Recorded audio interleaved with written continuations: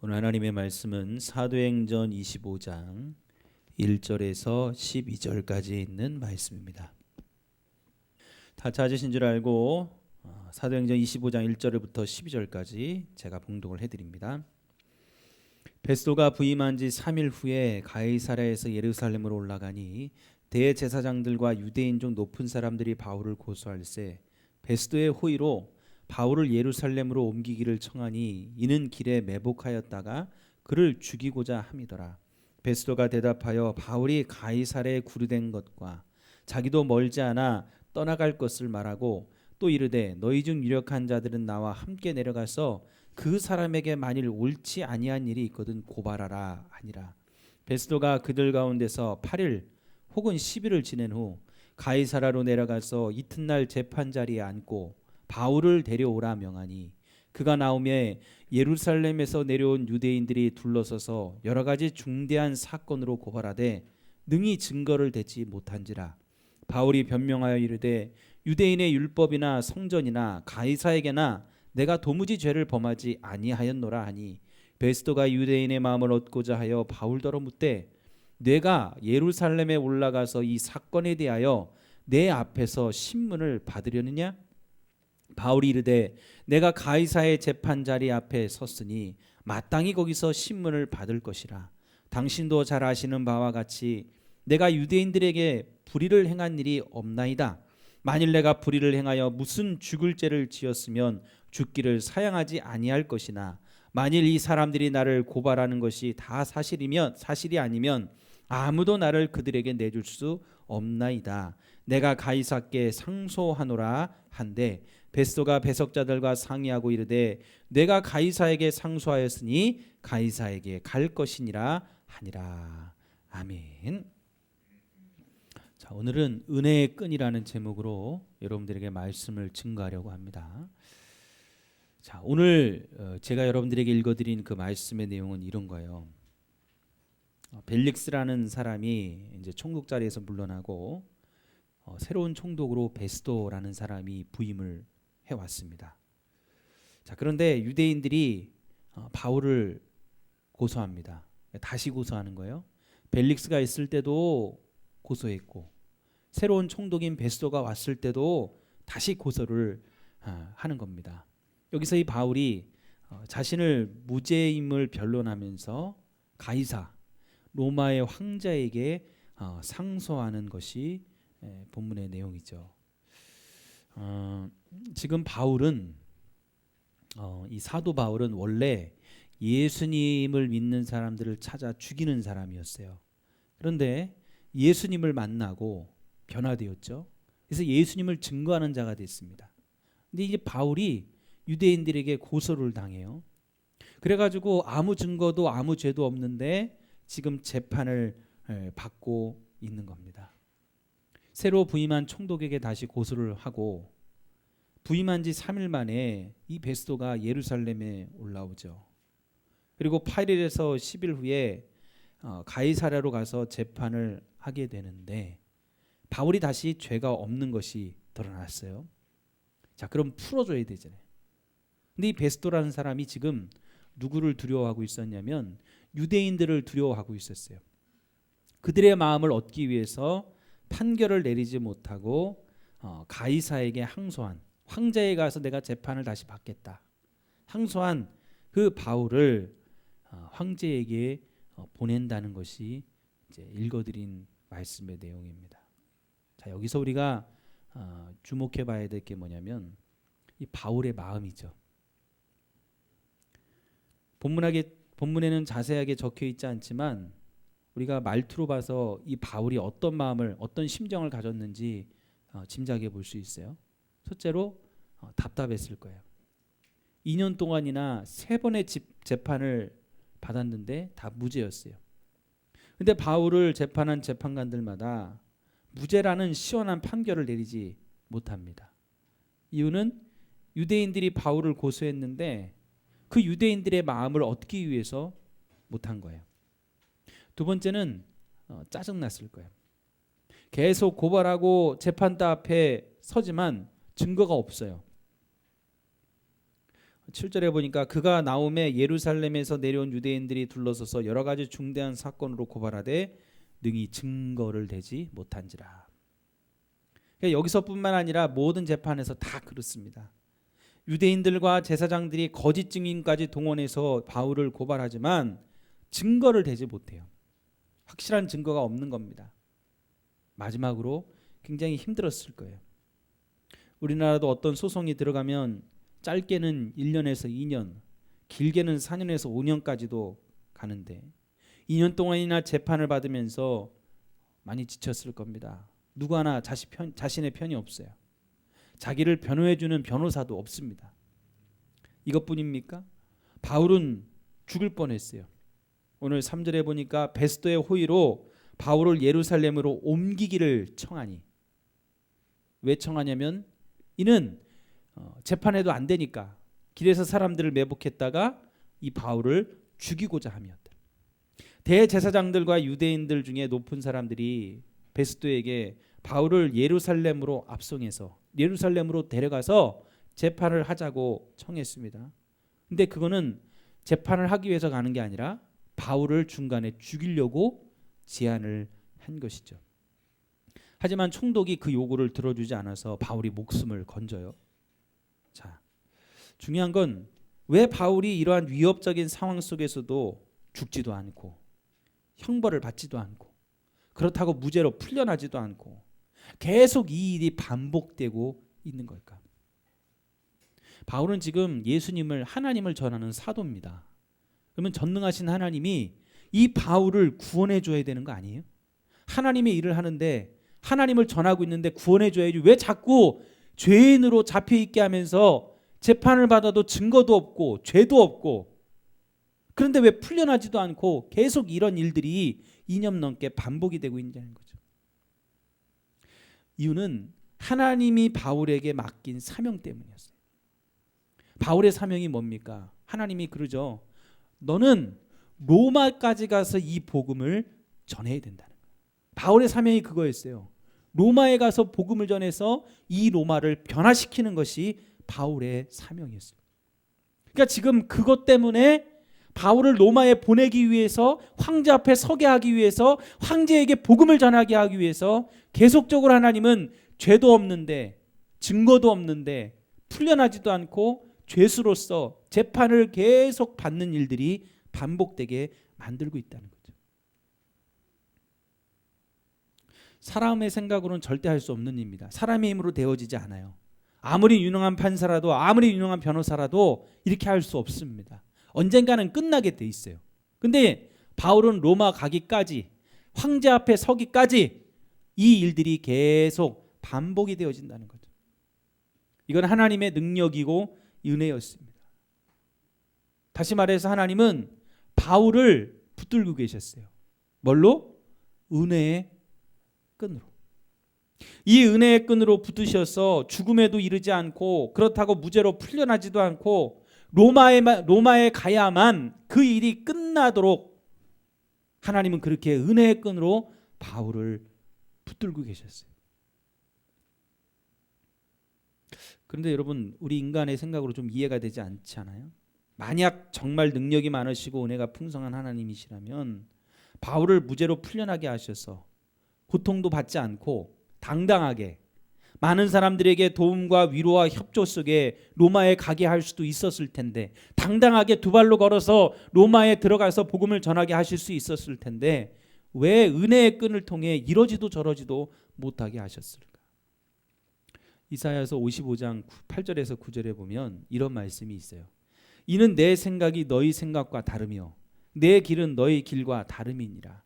여호와의 말씀이니라. 이는 하늘이 땅보다 높음같이 내 길은 너희 길보다 높으며 내 생각은 너희 생각보다 높음이니라. 하나님의 생각과 우리의 생각은 다릅니다. 우리는 이렇게 하면 되는데 하나님은 저렇게 하길 원하십니다. 우리는 이렇게 가길 원하는데 하나님은 저렇게 인도해 가기를 원하십니다. 하나님의 끈은 너무 좋지도 너무 나쁘지도 않은 길을 가게 하셔서 때로는 우리가 교만하지도 않게, 그런데 우리를 다치지도 않게, 우리를 은혜 속에 보호하셔서 내가 하나님의 은혜 가운데 있구나라는 것을 깨닫고 하나님의 손길을 느끼도록 일하신다는 것이죠. 저는 이걸 보면서 그런 생각이 떠올랐어요. 어떤 사람이 밧줄을 메고 절벽을 타는데 그만 발을 헛디뎌서 절벽 아래로 툭 떨어졌어요. 자, 밧줄 하나에 의지해서 매달려 있습니다. 누군가 와서 이 밧줄을 끌어올려야만 이 사람은 살 수 있는 거예요. 자, 누가 발견을 했어요? 자, 그 사람 매달려 있는 밧줄을 끌어올려요. 자, 끌어올릴 때 여러분 생각해 보세요. 그 사람이 대롱대롱 매달려 있는데 밧줄로 잡아서 다른 사람이 막 끌어올릴 때 그 사람이 아무런 방해 없이 올라갈 수 있어요? 생각해 보세요. 그 옆에 벽에는 다른 바위도 튀어나와 있고 나뭇가지도 튀어나와 있고, 가다가 보면은 그 나뭇가지에 툭 걸릴 수도 있고 옷이 찢어질 수도 있어요. 잘못하면 튀어나온 돌 때문에 이 옆구리에 있는 아니면 다리에 있는 살이 찢어질 수도 있습니다. 돌에 부딪혀서 상처가 날 수도 있어요. 근데 그 끌어올리는 사람이 그 과정을 거치지 않으면 그 사람을 구원해낼 수가 없는 거죠. 물론 여러분 비유가 전능하신 하나님의 입장하고는 좀 다를 수 있죠. 하나님은 모든 걸 할 수 있기 때문에 그런 상처 하나 없이 구원해낼 수도 있습니다. 그러나 하나님의 은혜의 끈은 달라요.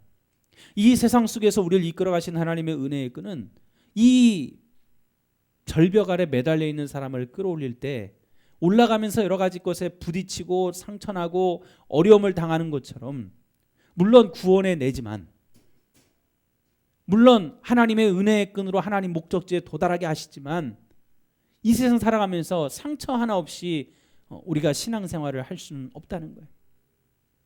어려움 하나 없이, 고통 하나 없이 이 세상을 살아가거나 하나님의 나라를 위해서 우리가 달려갈 수가 없다는 겁니다. 경주를 하다 보면 발을 삐끗할 수도 있어요. 경주를 하다 보면 넘어질 수도 있고, 경주를 하다 보면 누군가 나를 밀치는 사람이 있을 수 있어요.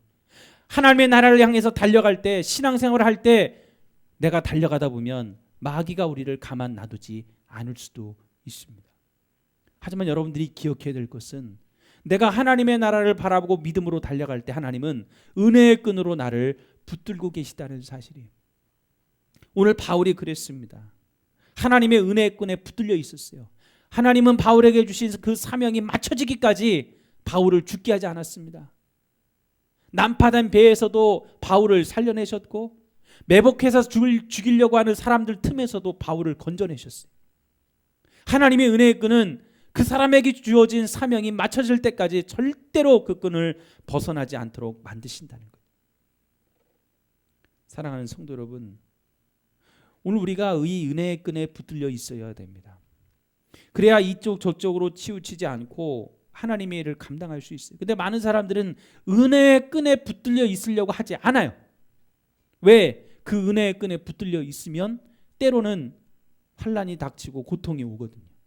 때로는 하나님이 나를 교만하지 않게 하기 위해서 나를 짓누를 때가 있거든요. 때로는 내가 하나님의 은혜의 손길을 깨닫게 하시려고 어려움을 당하게 하실 때도 있다는 사실입니다. 그걸 아는 사람들이 은혜의 끈에 붙들려 있지 않으려고 합니다. 근데 그것은 나를 죽이는 것과 같아요. 정말 신앙생활을 감당하고 하나님의 나라에 들어가려면 이 은혜의 끈에 붙들려 있어야 하나님이 역사하셔서 우리를 지키시고 보호하실 수 있는 겁니다. 오늘 바울을 붙든 은혜의 끈, 자, 구체적으로 그것은 무엇을 얘기하고 있는 것일까? 먼저는 높이보다 깊이를 얘기하고 있습니다. 바울은 지금 자유인이 아닌 죄수의 신분입니다. 자, 이게 하나님의 은혜의 끈이었어요. 왜 이게 은혜의 끈이냐? 죄수의 신분의 상태가 어떤 상태입니까? 자유인처럼 자신의 마음대로 아무것도 할 수 없는 상태입니다. 묶여 있는 대로 끌려 다녀야 되죠. 우리도 마찬가지입니다. 하나님의 은혜의 끈에 묶여 있다면 내 뜻대로 하지 못해요. 이게 가장 중요하죠. 은혜에 붙들려 있으면 내 뜻대로 뭔가를 하고 싶어도 그게 되질 않아요. 하나님의 뜻대로, 하나님의 생각대로 움직여야 됩니다. 아니, 그렇게 할 수밖에 없어요. 왜냐하면 성령께서 붙드셔서 하나님의 뜻대로 인도해 가시기 때문입니다. 근데 이렇게 하나님의 은혜의 끈에 묶여 사는 사람들의 특징이 뭐냐? 높이를 바라보고 결과만을 따지는 것이 아니라 깊이 있는 삶을 산다는 거죠.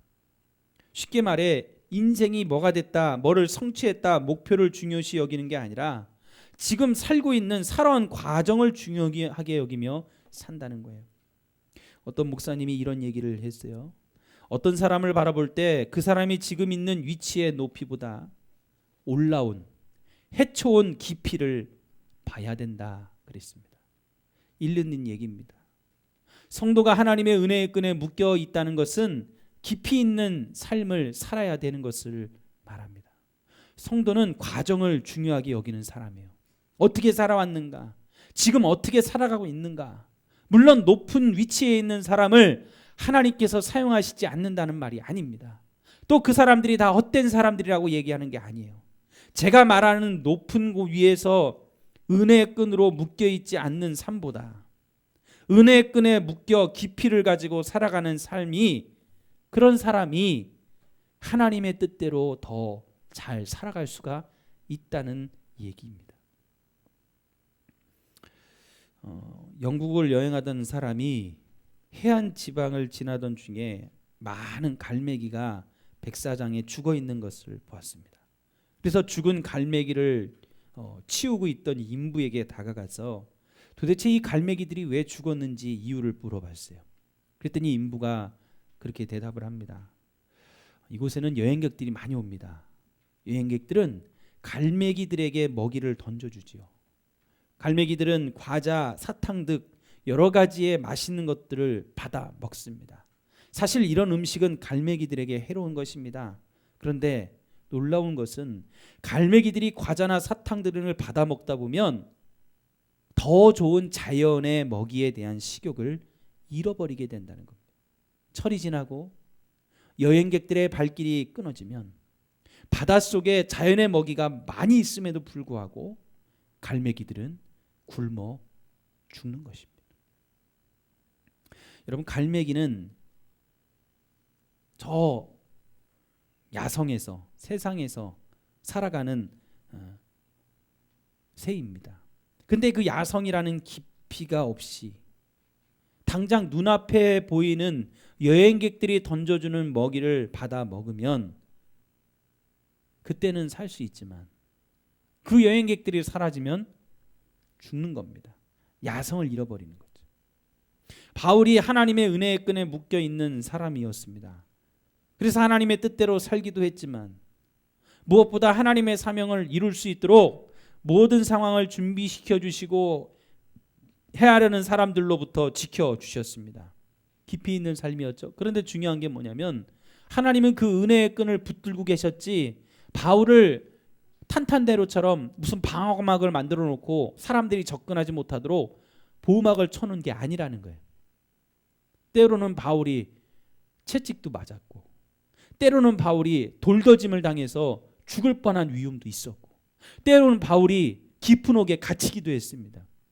그러면서 바울에게는 신앙의 야성이 있었어요. 내가 기도하지 않으면, 내가 하나님을 전적으로 믿고 신뢰하지 않으면 나는 죽을 수밖에 없구나. 하나님이 나를 보호하고는 있지만 내가 끝까지 기도하지 않으면 하나님은 나를 지켜주실 수 없구나. 그래서 기도하고 또 기도하고 또 기도하고 돌을 맞아도 기도하고 죽을 뻔한 위치에서도 기도하고 배가 난파되어 바다에 빠졌을 때도 기도하고 그랬을 때 하나님은 이 바울을 건져주셨습니다. 하나님의 손으로 붙들고 있었지만 그 많은 어려움들을 당하게 놔두셨다는 거예요. 왜? 신앙의 야성으로 깊은 신앙을 갖게 하기 위해서. 여러분, 저는 저와 여러분들이 하나님 앞에 신앙이 깊어지기를 간절히 축원합니다. 신앙의 야성이 있어야 돼요. 안 그러면 누군가 처음에는 막 도와줄 때는 신앙생활이 잘 되는 것 같아요. 그러나 나 혼자였을 때, 아니 어려움을 당해서 나 혼자인 것 같을 때 그 사람의 신앙은 무너질 수밖에 없는 거예요. 온실 쪽의 화초가 밖에 내다 놓으면 그 바람 하나에도 꽃잎이 떨어질 수밖에 없죠. 부러질 수밖에 없죠. 왜 그래요? 야성이 없어요. 그 풍파를 이겨낼 수 있는 힘이 없는 거예요. 오늘 우리의 신앙이 그와 같지 않은지를 봐야 됩니다. 깊이가 있어야 돼요. 우리 신앙의 아성을 통해서 깊이를 길러야 돼요. 어떤 어려움이 와도 하나님이 반드시 나를 붙들고 있다는, 은혜의 끈에 내가 붙들려 있다는 사실을 믿음으로 확신할 수 있는 깊이가 있어야 됩니다. 바울이 그게 있었어요. 죄수였지만 이건 지금 하나님이 나를 인도하고 있는 길이라는 것을 믿고 있었습니다. 두 번째로 바울을 붙들었던 은혜의 끈은 반복이었습니다. 2년 전이나 2년 후나 바울의 삶은 반복의 삶이었습니다. 재판이 열리기는 열리지만 결론이 나지 않는 재판의 연속이었죠. 재판관들마다 바울을 고발한 유대인들의 마음을 얻고자 무죄가 확실함에도 결론을 내리지 않고 계속 미룹니다. 반복됐어요. 여기서 우리가 깨달아야 될 것은 반복되는 것도 하나님의 은혜의 끈이라는 거죠. 계속적으로 미뤄지는 것이 있었기에 바울은 상소할 수 있었고, 그 상소 덕분에 누구에게까지 가냐면 최종 목적지인 로마의 황제인 가이사에게까지 갈 수가 있었습니다. 반복에는 힘이 있습니다. 익숙하게 하는 힘이 있어요. 익숙하면 어떻습니까? 그것의 전문가가 되는 겁니다. 하나님께서 어떨 때는 반복을 통해서 우리가 하나님의 일에 전문가가 되기를 원하십니다. 여러분들이 교회에서 예배 드리는 거 반복되죠? 익숙해집니다. 근데 그 익숙이 그냥 습관처럼 앉아있는 익숙이 아니라 내가 여기서 예배 드릴 때마다 하나의 말씀을 깨닫고 또 말씀을 깨닫고 찬양을 부르면서 저 찬양의 가사가 내 마음에 와닿고 또 그것이 와닿고 하면서 계속 반복되어질 때 여러분의 마음에 신앙이라는 것이 들어가기 시작하는 거예요. 제가 중학교 때 딱 지금 여러분만한 나이 때 제에게도 신앙이라는 것이 들어왔어요. 그 전에 부모님이 교회를 다니셔서 저는 모태신앙, 어렸을 때부터 교회를 다녔지만 초등학교 때까지는 신앙이라는 것이 없이 다녔어요. 매일 장난치고 예배 시간에도 떠들고.